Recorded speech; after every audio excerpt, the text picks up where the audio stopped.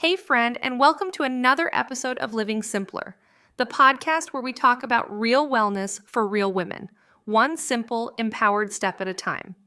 If you've been feeling tired, bloated, moody, or like your body is working against you, no matter how hard you try, you are not alone. Today's episode is so close to my heart because we're talking about something that affects millions of women, yet far too many of us feel totally misunderstood, dismissed, or even gaslit around it: PCOS. Polycystic Ovary Syndrome isn't just about irregular periods or fertility. It's about blood sugar, hormones, inflammation, and a root-level imbalance in the body that touches everything, from our energy to our mood to how we store fat. And yet, so many women are suffering silently. I've personally worked with women who have spent years being told, "Your labs are normal, just lose weight. It's all in your head." And meanwhile, their body is screaming for help. So today, we're diving deep into what PCOS actually is. It's not just about cysts, why it often gets missed or misdiagnosed, the common symptoms you might be dismissing, and how we can begin to naturally support healing, starting today. Whether you've been diagnosed, suspect something's off, or you're just ready to stop fighting your body and start working with it, this episode is for you. So grab your matcha, your water, your walking shoes, or just take a breath, and let's jump in. Let's start by breaking down the basics. What exactly is PCOS? PCOS stands for Polycystic Ovary Syndrome, and despite the name, not every woman with PCOS actually has cysts on her ovaries. It's kind of misleading, right? At its core, PCOS is a hormonal and metabolic disorder. It's rooted in three major imbalances. High androgen levels. These are your male hormones like testosterone. Insulin resistance. Your body has a trouble managing blood sugar effectively. Irregular ovulation, meaning you might not be releasing an egg consistently or at all, and this isn't rare. According to the CDC, 1 in 10 women of reproductive age in the US has PCOS. But here's the kicker. Up to 70% of women with PCOS are undiagnosed. Why? Because the symptoms can vary wildly from woman to woman. You might be struggling with acne and weight gain, while someone else is dealing with hair loss and anxiety, and yet it's the same root cause.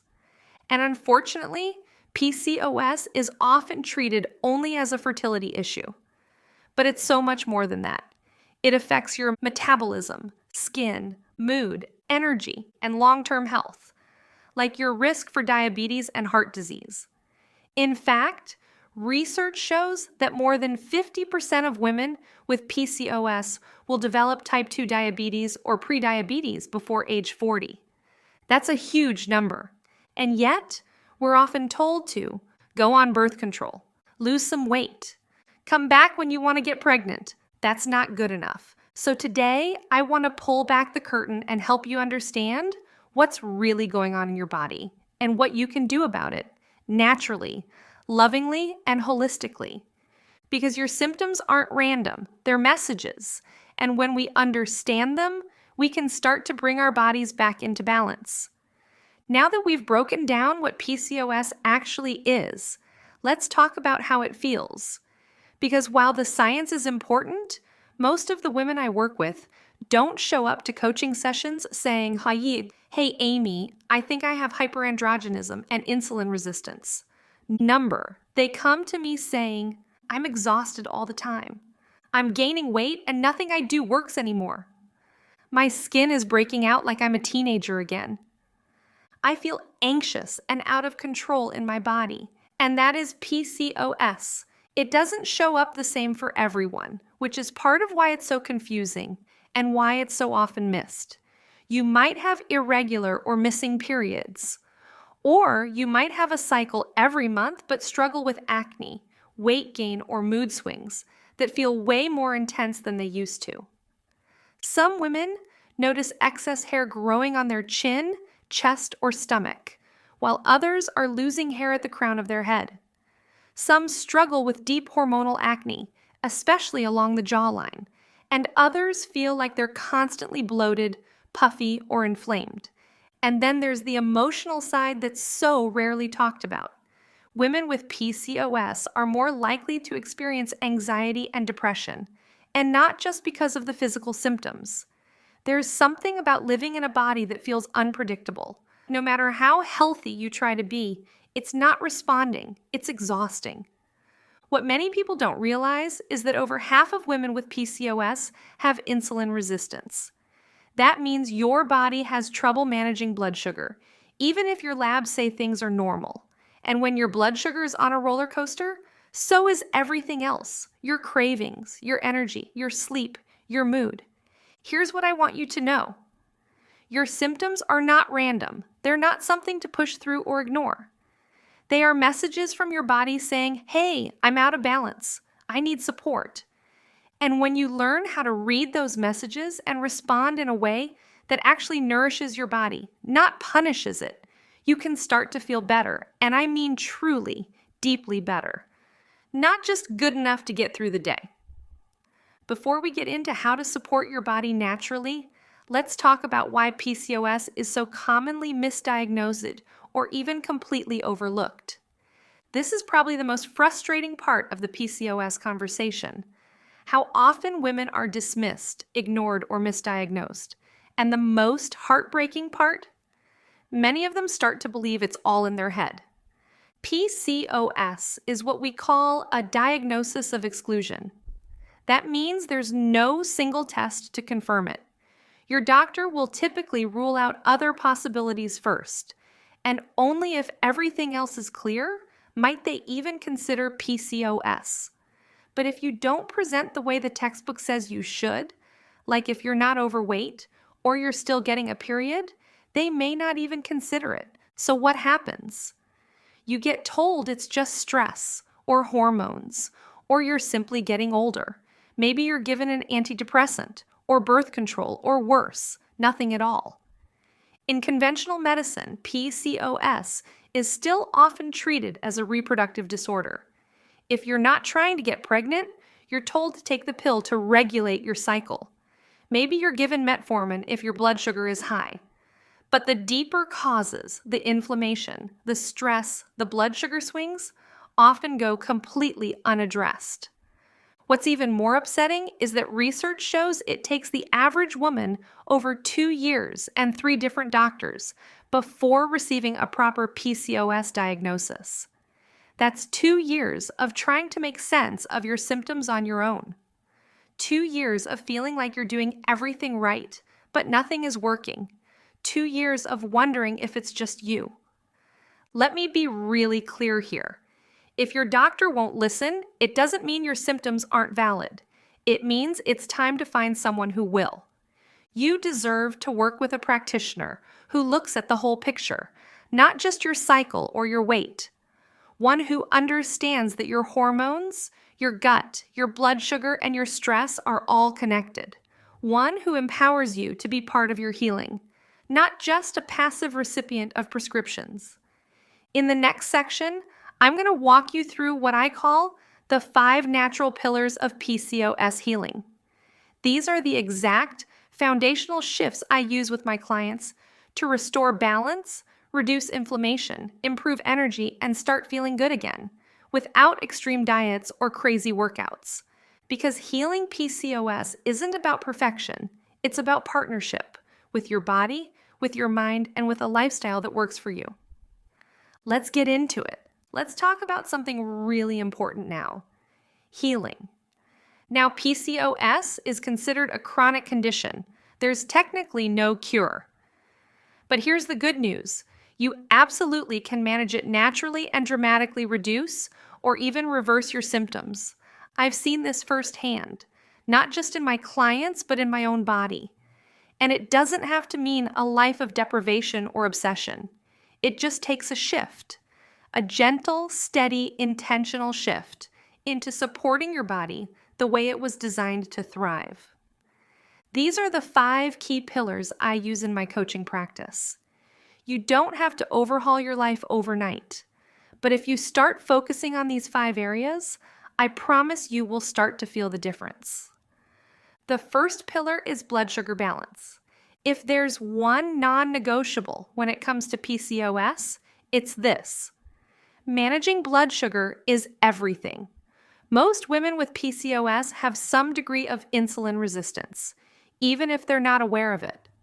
When your blood sugar is constantly spiking and crashing, your insulin rises, your testosterone rises, and your hormones get thrown into chaos. So what does balancing blood sugar actually look like? It means building meals around protein, healthy fats, and fiber. It means avoiding skipping meals and cutting way back on refined carbs and sugars. And it means starting your day with a protein-rich breakfast, at least 25 to 30 grams, within an hour of waking. If you're grabbing a latte and a granola bar on your way out the door, your blood sugar is already set up to crash. That crash leads to cravings, mood dips, and more inflammation. So instead, think eggs, turkey sausage, a smoothie with protein powder and greens, or chia, pudding with almond butter. Simple shifts, big impact. The second pillar is anti-inflammatory nutrition. PCOS is not just a hormonal condition, it's also an inflammatory one. And a lot of the foods we've been taught to eat are actually fueling that inflammation. Some women with PCOS are especially sensitive to gluten, dairy, and sugar. You don't have to go fully free unless you want to, but it's worth experimenting and noticing how your body responds. I always say, don't just think about what you're taking out. Think about what you're adding in. Load your plate with colorful veggies. Focus on high-quality protein, like wild-caught salmon, grass-fed beef, or lentils if you're plant-based. Add in omega-3s, leafy greens, berries, herbs, and spices like turmeric. Food can either be your most powerful medicine or a hidden source of stress. So we want to make it healing, simple, and supportive.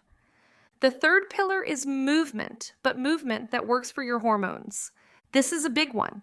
So many women I work with are over-exercising and under-eating, thinking they have to push harder to see results.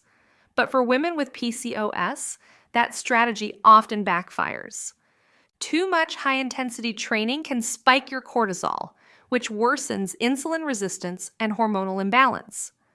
What you actually need is a combination of strength training, walking, and restorative movement. I'm a big believer in aiming for 10,000 steps a day and incorporating resistance training 2 to 3 times per week. Add in Pilates, yoga, or even a daily stretch routine, and your nervous system will thank you. Don't be afraid to slow down. Sometimes the most healing thing you can do is less, not more. The fourth pillar is toxin reduction. This one gets overlooked a lot, but it's critical. Our hormones are incredibly sensitive to environmental toxins, especially endocrine disruptors found in plastics, conventional skincare, cleaning supplies, and processed foods. One of the best things you can do for your hormones is to reduce your toxic load. Start small.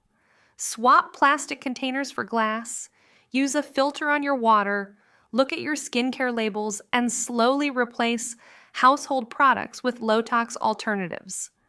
I always say, don't panic. Just pick one area and make a swap, then another. Over time, your body becomes more resilient and less burdened. The fifth and final pillar is stress and sleep. These are not extras. These are the foundation. Chronic stress raises cortisol, which directly impacts your blood sugar and your hormones. And sleep is when your body repairs, detoxes, and regulates those hormones. If you're sleeping less than 7 hours, feeling wired at night, or waking up exhausted, your body is sending you a message. Simple things make a big difference. Shut screens off at least 30 minutes before bed. Use magnesium or a calming herbal tea. Practice breath work, prayer, or gratitude journaling. Create a bedtime rhythm that soothes your nervous system. Your body wants to heal, but it can't do that in a constant state of fight or flight. If you've made it this far in the episode, thank you. I know this is a lot of information, and if you're feeling overwhelmed or unsure where to start, I want to leave you with this. You are not failing. You are learning. Your body is not betraying you. It's trying to communicate with you. You are not behind. You are right on time for healing. PCOS can feel like this invisible battle you're fighting every single day. And if you've ever felt like no one was listening or no one understood what you were going through, I want you to know I see you. I was you. You are not alone in this, and more importantly, you don't have to figure it all out on your own. So here's your invitation. Just choose one area to start with. Maybe it's adding more protein to your breakfast. Maybe it's switching to a non-toxic cleaner. Maybe it's committing to a 20-minute walk every day. Maybe it's just going to bed 30 minutes earlier tonight. Start small. Start simple. Start somewhere. And if you're ready for more support, I'd love to walk with you on this journey. I offer one-to-one coaching and group programs designed specifically for women dealing with hormone imbalance, PCOS, and inflammation. Your healing doesn't have to be perfect. It just has to begin. And today, it already has.